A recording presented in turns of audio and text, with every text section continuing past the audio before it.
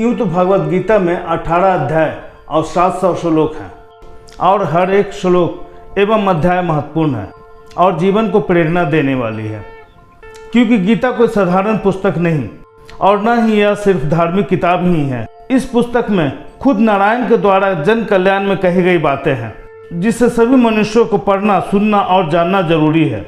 दुनिया की ऐसी कोई समस्या नहीं है जिसका समाधान गीता में ना हो, क्योंकि दुनिया का चाहे कितनी ही बड़ी समस्या हो, उसका समाधान तो खुद कृष्ण ही है। समस्या तो अर्जुन के मन में भी है और उसका समाधान भगवान कृष्ण बता रहे हैं। साथियों, हमें खुद को अर्जुन और गीता को कृष्ण मानकर अपनी समस्याओं का समाधान ढूंढना चाहिए।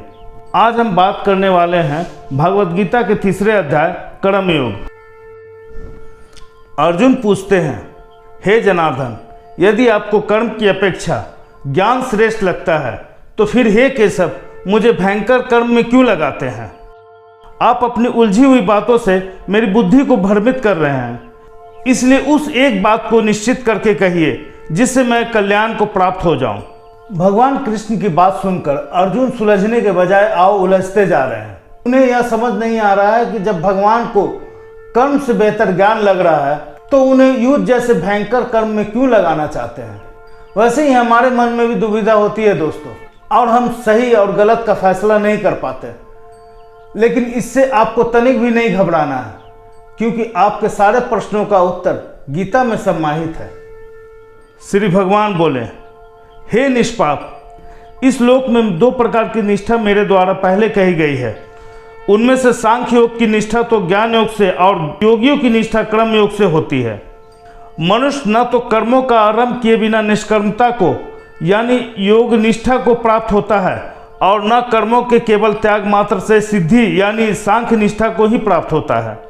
निसंदेह कोई भी मनुष्य किसी भी काल में क्षण मात्र भी बिना कर्म किए नहीं रहता, क्योंकि सारा मनुष्य समुदाय प्रकृति जनित गुणों द्वारा परवश हुआ कर्म करने के लिए बाध्य किया जाता है। यहाँ कृष्ण बता रहे हैं कि कोई मनुष्य बिना कर्म किए नहीं रह सकता। यदि जन्म हुआ है तो कर्म तो करना ही है, लेकिन किसी का कर्म धर्म के लिए होता है और किसी का अधर्म के लिए। मूढ़ बुद्धि मनुष्य समस्त इंद्रियों को हठ पूर्वक ऊपर से रोककर मन से उन इंद्रियों के विषयों का चिंतन करता रहता है। वह मिथ्याचारी अर्थात दंभी कहा जाता है। किंतु हे अर्जुन, जो मनुष्य मन से इंद्रियों को वश में करके अनासक्त हुआ समस्त इंद्रियों द्वारा कर्मयोग का आचरण करता वही श्रेष्ठ है। आपने बहुत सारे ऐसे लोगों को देखा होगा जो उपवास तो करते हैं, लेकिन उन्हें भूख भी बहुत सताती है। वैसा उपवास या व्रत तो झूठ और मिथ्या ही हुआ। आपने सन्यासी और साधुओं को भी देखा होगा जो सन्यास तो ले लेते हैं, लेकिन सांसारिक वस्तुओं का मोह नहीं त्याग पाते हैं, क्योंकि उन्होंने जबरन इंद्रियों को वश में किया है। लेकिन वे मूर्ख नहीं जानते कि असल में इंद्रियां उन्हें अपने वश में की हुई है। जब इंद्रियां वश में होती है तो आप कुछ भी करने में सक्षम होते हैं। किसी भी तरह की बाधा आपको आपका कर्म करने से नहीं रोक सकती। और अगर आप इंद्रियों के वश में हैं तो फिर वह स्वादिष्ट खाने की खुशबू ही क्यों ना हो, कोई रूप सी नारी ही क्यों ना हो, आसपास का शोर क्यों ना हो, हर बाधा आपको आपका कर्म करने से रोकेगी। तू शास्त्र विहित कर्म कर, क्योंकि कर्म न करने की अपेक्षा कर्म करना श्रेष्ठ है, तथा कर्म न करने से तेरा शरीर निर्वाह भी नहीं सिद्ध होगा। यज्ञ के निमित्त किए जाने वाले कर्मों से अतिरिक्त दूसरे कर्मों में लगा हुआ यह मनुष्य समुदाय कर्मों से बंधता है। इसलिए हे अर्जुन, तू आसक्ति से रहित होकर उस यज्ञ के निमित्त ही भली भांति कर्तव्य कर्म कर। यज्ञ के लिए किया गया कर्म अर्थात जो काम धर्म के लिए या समाज के लिए किया जाता है, उसे ही यज्ञ के लिए किया गया कर्म कहते हैं।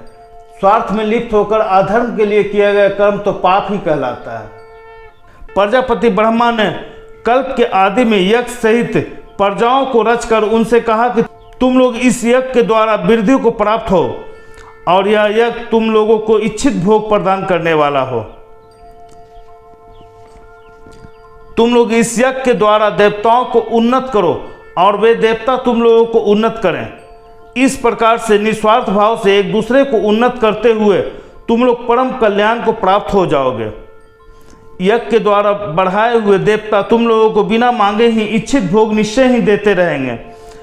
इस प्रकार उन देवताओं के द्वारा दिए हुए भोगों को जो पुरुष उनको बिना दिए स्वयं भोगता है वह चोर ही है। बिना कोई काम किए अगर कोई सोचे कि उसका काम बन जाए तो इसे बेईमानी या चोरी ही तो कहा जाएगा। भाइयों, ऐसे लोगों का जीवन तो कृष्ण व्यर्थ ही बता रहे हैं जो इंद्रियों के वश में लिप्त हो। यज्ञ से बचे हुए अन्न को खाने वाले श्रेष्ठ पुरुष सब पापों से मुक्त हो जाते हैं, और जो पापी लोग अपना शरीर पोषण करने के लिए ही अन्न पकाते हैं वे तो पाप को ही खाते हैं।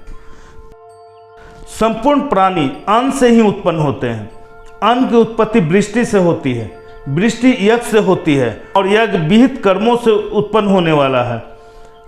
कर्म समुदाय को तू वेद से उत्पन्न और वेद को अविनाशी परमात्मा से उत्पन्न हुआ जान। इससे सिद्ध होता है कि सर्वव्यापी परम अक्षर परमात्मा सदा ही यज्ञ में प्रतिष्ठित है। हे पार्थ, जो पुरुष इस लोक में इस प्रकार परंपरा से प्रचलित सृष्टि चक्र के अनुकूल नहीं बरतता, अर्थात अपने कर्तव्य का पालन नहीं करता, वह इंद्रियों के द्वारा भोगों में रमन करने वाला पापायु पुरुष व्यर्थ ही जीता है। भाइयों, ऐसे लोगों का जीवन तो कृष्ण व्यर्थ ही बता रहे हैं जो इंद्रियों के वश में लिप्त होकर स्वार्थपूर्ण कार्य करते हैं। एक दिन मृत्यु को प्राप्त होकर फिर जन्म लेते हैं और उनका जीवन चक्र इसी तरह से चलता रहता है। परंतु मनुष्य आत्मा में ही रमन करने वाला और आत्मा में ही तृप्त तथा आत्मा में ही संतुष्ट हो, उसके लिए कोई कर्तव्य नहीं है। उस महापुरुष का इस विश्व में ना तो कर्म करने से कोई प्रयोजन रहता है और ना कर्मों के ना करने से ही कोई प्रयोजन रहता है, तथा संपूर्ण प्राणियों में भी इसका किंचित मात्र भी स्वार्थ का संबंध नहीं रहता। इसलिए तू निरंतर आसक्ति से रहित होकर सदा कर्तव्य कर्म को भली भांति करता रहा, क्योंकि आसक्ति से रहित होकर कर्म करता हुआ मनुष्य परमात्मा को प्राप्त हो जाता है। कृष्ण यहाँ पर कितनी अच्छी बात बता रहे हैं। अपने कर्तव्य कर्म को अच्छे से करते जाना है, लेकिन फल की इच्छा नहीं रखना है, क्योंकि कर्म का फल देना परम पिता परमेश्वर के हाथ में है, और कर्म किया है तो फल मिलना ही है। अच्छे कार्य का अच्छा फल और बुरे कार्य का बुरा फल। जनक आदि ज्ञानी जन भी आसक्ति से रहित कर्म द्वारा ही परम सिद्धि को प्राप्त हुए थे। इसलिए तथा लोक संग्रह को देखते हुए भी तू कर्म करने को ही योग है, अर्थात तुझे कर्म करना ही उचित है। श्रेष्ठ पुरुष जो जो आचरण करता है, अन्य पुरुष भी वैसा वैसा ही आचरण करते हैं। वह जो कुछ प्रमाण कर देता है, समस्त मनुष्य समुदाय उसी के अनुसार बरतने लग जाते हैं। इसका शाब्दिक अर्थ है कि हमें हमेशा सही आचरण करना चाहिए, मतलब अच्छे काम करने चाहिए, क्योंकि हमारे द्वारा किए गए आचरण का ही हमारे छोटे और आने वाली पीढ़ी अनुसरण करेगी। हे अर्जुन, मुझे इन तीनों लोकों में ना तो कुछ कर्तव्य है और ना ही कोई प्राप्त करने योग्य वस्तु अप्राप्त है, तो भी मैं कर्म में ही बरतता हूं। क्योंकि हे पार्थ, यदि कदाचित मैं सावधान होकर कर्मों में न बरतूं तो बड़ी हानि हो जाए, क्योंकि मनुष्य सब प्रकार से मेरे ही मार्ग का अनुसरण करते हैं। इसलिए यदि मैं कर्म न करूं तो ये सब मनुष्य नष्ट भ्रष्ट हो जाएं और मैं संकर्ता का करने वाला हूं तथा इस समस्त प्रजा को नष्ट करने वाला बनूं। दोस्तों, श्री कृष्ण से बड़ा कौन आदर्श हो सकता है। ईश्वर होते हुए भी उन्होंने अपने हर कर्म का पालन किया, कर्म से कभी भी पीछे नहीं हटे। गाय चराने से लेकर महाभारत युद्ध में अर्जुन का सारथी बनकर रथ चलाने तक उन्होंने कभी भी अपने कर्तव्य से मुंह नहीं फेरा। उनके पद चिन्हों में ही हमें चलना है और सर्वश्रेष्ठ बनने की कोशिश करनी है। हे भारत, जो अज्ञानी कर्म में आसक्त होते हैं वे वैसा ही करते हैं। संसार की रक्षा की इच्छा रखने वाले विद्वान व्यक्ति को बिना भक्ति के इसी प्रकार कार्य करना चाहिए। परमात्मा के स्वरूप में अटल स्थित हुए ज्ञानी पुरुष को चाहिए कि वह शास्त्र विहित कर्मों में आसक्ति वाले अज्ञानियों की बुद्धि में भ्रम अर्थात कर्मों में आश्रद्धा उत्पन्न न करे, किंतु स्वयं शास्त्र विहित समस्त कर्म भली भांति करता हुआ उनसे भी वैसे ही करवावे। वास्तव में संपूर्ण कर्म सब प्रकार से प्रकृति के गुणों द्वारा किए जाते हैं, तो भी जिसका अंतःकरण अहंकार से मोहित हो रहा है, ऐसा अज्ञानी मैं करता हूं ऐसा मानता है। परंतु हे महाबाहो, गुण विभाग और कर्म विभाग के तत्व को जानने वाला ज्ञान योगी संपूर्ण गुण ही गुणों में बढ़त रहे हैं ऐसा समझकर उनमें आसक्त नहीं होता। प्रकृति के गुणों से अत्यंत मोहित हुए मनुष्य गुणों और कर्मों में आसक्त रहते हैं। उन पूर्णतया ना समझने वाले मंद बुद्धि अज्ञानियों को पूर्णतया जानने वाला ज्ञानी विचलित ना करे। मुझ अंतर्यामी परमात्मा में लगे हुए चित्त द्वारा संपूर्ण कर्मों को मुझ में अर्पण करके आशा रहित, ममता रहित और संताप रहित होकर युद्ध कर अपने सारे कर्मों को हमें भगवान को सौंप देना चाहिए। कोई आशा नहीं, कोई ममता नहीं और कोई दुख नहीं, कुछ भी भाव नहीं होना चाहिए। तुम जाओ और बस सिर्फ अपना कर्म करो, इसी को आप सफलता का सार मान लीजिए। जो कोई मनुष्य दोष दृष्टि से रहित और शास्त्र श्रद्धा युक्त होकर मेरे इस मत का सदा अनुसरण करते हैं, वे भी संपूर्ण कर्मों से छूट जाते हैं। जो भी कोई सुख दुख और मोह माया को छोड़ अपने कर्म को मुझ में अर्पण करता है और कर्म करने को सच्चे मन से करता है, वह कर्म के सारे बंधनों से छूट जाता है। और कर्म के बंधन से छूटने का अर्थ है जन्म और मृत्यु के चक्कर से बचना। परंतु जो मनुष्य मुझ में दोषारोपण करते हुए मेरे इस मत के अनुसार नहीं चलते हैं, उन मूर्खों को तो तू संपूर्ण ज्ञानों में मोहित और नष्ट हुए समझ। आपको अपने चारों तरफ कई सारे घमंडी दिख जाएंगे, जिन्हें लगता है कि वे कुछ गलत नहीं कर रहे हैं और गलत करते समय उन्हें लगता है कि उनको कोई देख नहीं रहा है।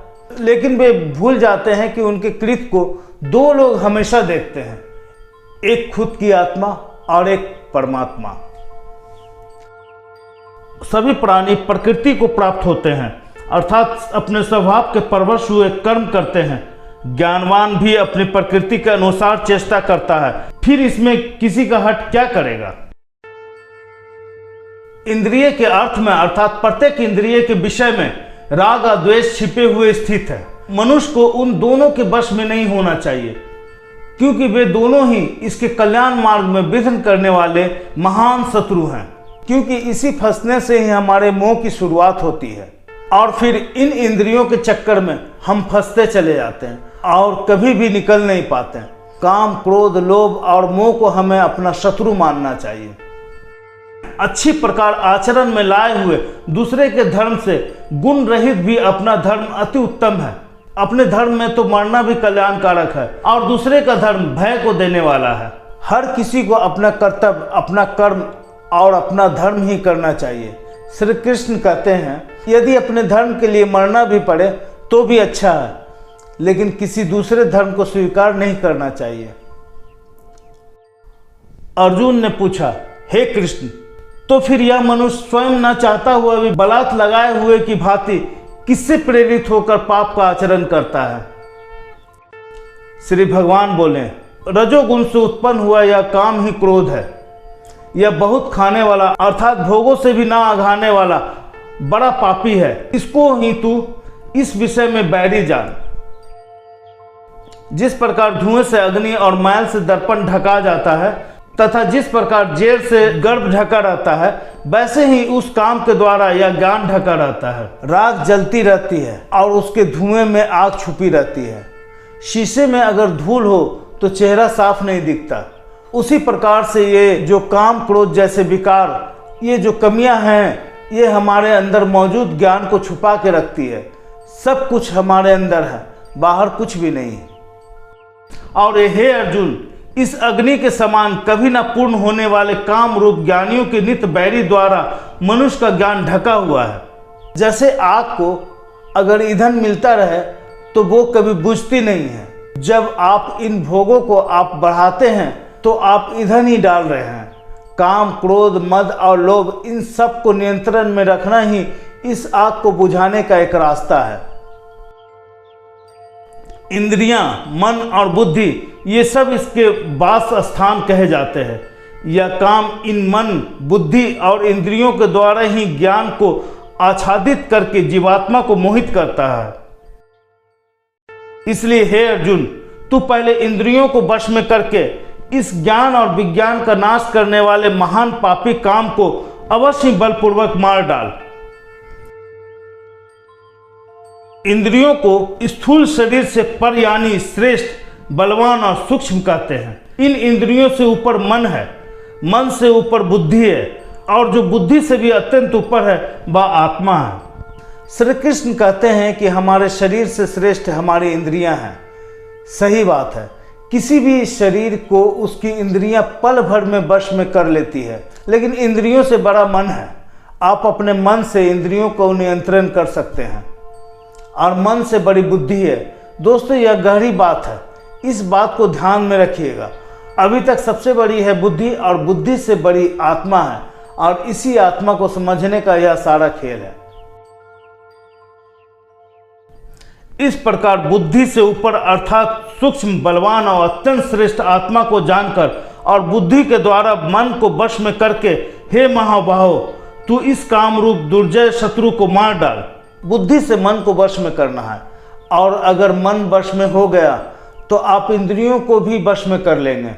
जब मन और इंद्रियां आपके वश में है तो उसका अगला कदम आत्मा के पास पहुंचना होगा।